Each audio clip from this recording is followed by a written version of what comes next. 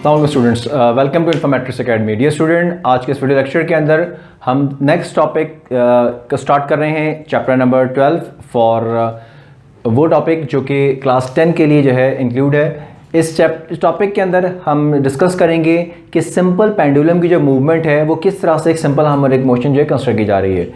इसकी कंडीशन को जो है यहाँ पे हम मैथमेटिकली नहीं बल्कि एक्सप्लेनेशन से यहाँ पे प्रूव करना है। और सबसे पहले कि सिंपल पेंडुलम इटसेल्फ क्या है, ठीक है, उससे डिस्कस कर रहे हैं। और टाइम पीरियड का इसका फॉर्मूला जो है वो आपको याद रखना होगा, जो कि आगे न्यूमेरिकल्स के अंदर भी इस्तेमाल करेंगे। सबसे पहले अगर बात किया जाए सिंपल पेंडुलम की, तो ऐसा आपके पास पेंडुलम या ऐसा मेटालिक स्फीयर या मेटालिक बॉब जो कि रिजिड मटेरियल का बना हुआ है और एक यूनिफॉर्म डेंसिटी का है, यानी कि उसके अंदर जो मास की डिस्ट्रीब्यूशन है वो इक्वल डिस्ट्रीब्यूशन ऑफ मास है और एक रिजिड आपके पास जो है सब्सटेंस जो है वो है, ठीक है।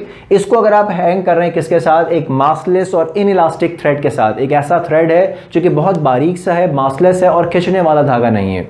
इसके साथ अगर आप अटैच करें तो इस तरह की जो आपका सेटअप है इसको आप नाम दे रहे हैं सिंपल पेंडुलम। और सिंपल पेंडुलम में हमेशा सेंटर ऑफ द बॉब से या जैसे सेंटर ऑफ स्फीयर से लेके जो सस्पेंशन का पॉइंट है इसके दरमियान के डिस्टेंस को हम नाम देते हैं इफेक्टिव लेंथ ऑफ पेंडुलम। जो स्टूडेंट्स ये ख्याल रहे, इस कंडीशन को हम यहाँ पर डिस्कस करने जा रहे हैं कि सिंपल पेंडुलम इटसेल्फ जो है वो किस तरह डिफाइन किया जा रहा है। जब सिंपल पेंडुलम की बात किया जाए, एक सेटअप हम यहाँ पे मेंशन कर रहे हैं कि अगर कहा यह जाए कि एक बॉब को आपने इस तरह से हैंग कर दिया, एक मेटालिक स्फीयर को हैंग कर दिया है और इस स्फीयर को आपने एक पॉइंट ए तक ले जाके छोड़ रहे हैं आप। जब स्टूडेंट आप जब इस पॉइंट ए से लेकर रिलीज करेंगे पॉइंट ए से इस ऑब्जेक्ट को, इस पेंडुलम को, तो इसका जो अपने वर्टिकल से कुछ एंगल बन रहा है थीटा, ये थीटा आपने कंसिडर ये करना है कि मिनिमम एंगल रखना है। इसको बहुत ज्यादा आपने डिस्प्लेसमेंट नहीं देना। हमने जब इस ऑब्जेक्ट को डिस्प्लेस किया तो इतने बहुत मामूली डिस्टेंस डिस्प्लेसमेंट आप दे रहे हैं और जिसकी वजह से ये ऑसिलेशन स्टार्ट कर देगा।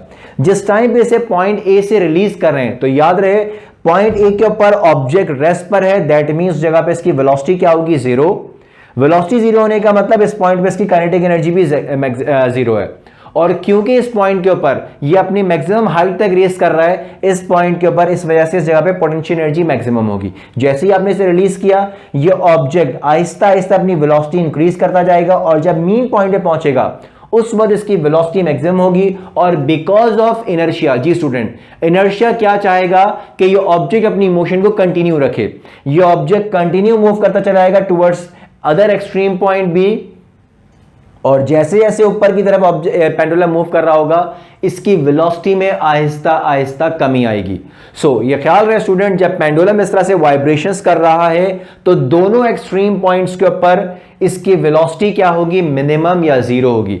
और अपने मैक्सिमम एक्सट्रीम पॉइंट पे पहुंचते हुए जब इसकी वेलोसिटी जीरो होगी इसके बाद ये रिटर्न बैक करेगा ग्रेविटी की वजह से, वापस आएगा कहां पे, टुवर्ड्स इट्स मीन पॉइंट। और जब ये मीन पॉइंट की तरफ आएगा तो उस पॉइंट के ऊपर अगेन जब वो मीन पॉइंट पे आ रहा होगा तो at this mean point again अपनी वेलोसिटी मैक्सिमाइज कर चुका होगा और फिर बिकॉज ऑफ इनर्शिया यहां पे नहीं रुकेगा और मूव कर जाएगा towards the other extreme point और ये ऑसिलेशन इस तरह से कंटिन्यू रहेगी। ख्याल रहे स्टूडेंट, क्योंकि इस मीन पॉइंट के ऊपर जो कि सेंटर पॉइंट है यहां पे क्योंकि वेलोसिटी मैक्सिमम है इस वजह से काइनेटिक एनर्जी भी इस पॉइंट पे क्या हो जाएगी, मैक्सिमम, और पोटेंशियल एनर्जी जगह पे क्या होगी, मिनिमम। ख्याल रहे स्टूडेंट, यहां पे law of conservation of energy का एक इंपॉर्टेंट पॉइंट भी यहां पे प्रूव हो रहा होगा, जो ये बात प्रूव कर रहा होगा कि जब ऑसिलेशंस परफॉर्म हो रही हैं इस तरह से या जब भी कोई ऑब्जेक्ट इस तरह से ऑसिलेशंस परफॉर्म कर रहा है तो काइनेटिक एनर्जी में जो लॉस आ रहा है वो गेन इन पोटेंशियल एनर्जी में, और पोटेंशियल एनर्जी में जब आपके पास जो है लॉस आएगा तो वो गेन इन काइनेटिक एनर्जी में कन्वर्ट हो रहा होगा। यानी कि एक साइड पे अगर पोटेंशियल एनर्जी में गेन आ रहा होगा तो दूसरी साइड काइनेटिक एनर्जी में लॉस आ रहा होगा। ये कंडीशन के ऊपर जो है यहां पे ये वाइब्रेशंस जो है कंटिन्यू रहेंगी। और यहां पे याद रहे स्टूडेंट, क्योंकि इस पॉइंट के ऊपर वेलोसिटी, एक्सट्रीम पॉइंट्स के ऊपर वेलोसिटी जीरो है और सेंटर पॉइंट पे वेलोसिटी मैक्सिमम है और क्योंकि दरमियान में जब ऑब्जेक्ट मूव कर रहा है उस दौरान इसकी वेलोसिटी में इजाफा हो रहा है, तो वेलोसिटी में चेंज आ रहा है, दैट इज एक्सेलरेशन प्रोड्यूस हो रहा है।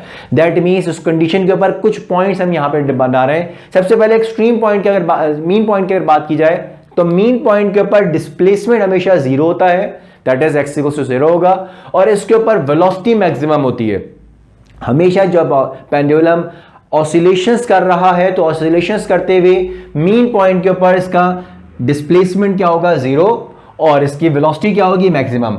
वेलोसिटी मैक्सिमम होने की वजह से काइनेटिक एनर्जी भी मैक्सिमम होगी, जबकि काइनेटिक एनर्जी मैक्सिमम होने के साथ साथ यहां पे काइनेटिक एनर्जी के साथ पोटेंशियल एनर्जी क्या हो जाएगी, मिनिमम।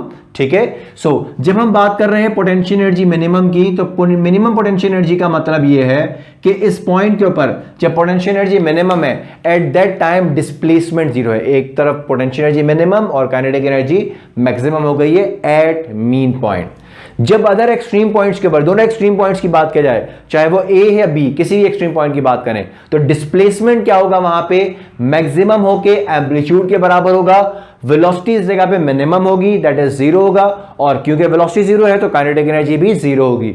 फर्दर इस जगह पे पोटेंशियल एनर्जी मैक्सिमम होगी, क्योंकि दोनों एक्सट्रीम पॉइंट्स के ऊपर हाइट पेंडुलम मैक्सिमम रेस कर रहा होता है, सो उस जगह पे पोटेंशियल एनर्जी मैक्सिमम कर रहा होगा। ठीक है, सो क्योंकि वेलोसिटी यहां पे चेंज हो रही है तो एक्सेलरेशन प्रोड्यूस होगा, और हर दफा एक्सेलरेशन की डायरेक्शन कहां पे होगी, एक्सेलरेशन की वजह से वो ऑब्जेक्ट कहां पे आ रहा होगा, टुवर्ड्स मीन पॉइंट, और अल्टीमेटली वो पेंडुलम आके कहां पे रुकेगा, दोबारा अपने मीन पॉइंट पर ही आके रुकेगा।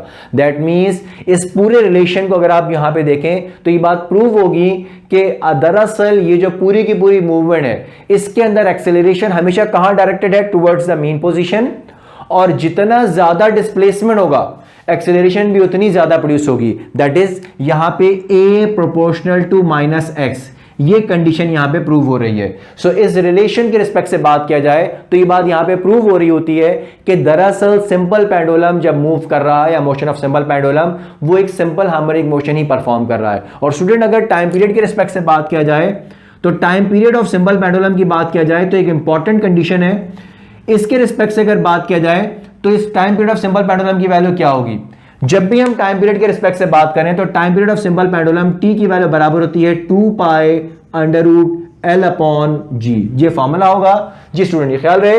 जी क्या है, this is acceleration due to gravity, और एल के रिस्पेक्ट से बात किया जाए तो L is the effective length of pendulum. L के रिस्पेक्ट से बात किया जाए तो एल क्या है, इफेक्टिव लेंथ ऑफ पेंडुलम है, और इफेक्टिव लेंथ ऑफ पेंडुलम का मतलब ये कि ये वो लेंथ है जो कि टाइम पीरियड पे असरअंदाज हो रही है, और जी क्या है, ये है एक्सेलरेशन ड्यू टू ग्रेविटी। सो ये कुछ पॉइंट्स हमने यहां पे डिस्कस किए कि basically simple harmonic motion pendulum के लिहाज से किस तरह से प्रूव हो रही होगी, और इसका फॉर्मूला देखा, that is t equals to 2 pi under root L upon g. So student, ये हमारा आज की डिस्कशन थी। इस वीडियो इस लेक्चर के अंदर अगर आपके कोई भी कंसर्न्स है, कुछ पॉइंट्स हैं, तो हमें जरूर कमेंट सेक्शन में उससे आगाह करें, और अगर आपको वीडियो पसंद आई तो अपने फेलो स्टूडेंट के साथ उन्हें लाजमी शेयर करें, और हमारे चैनल को सब्सक्राइब करना ना भूलिएगा। Thank you very much, Allah Hafiz.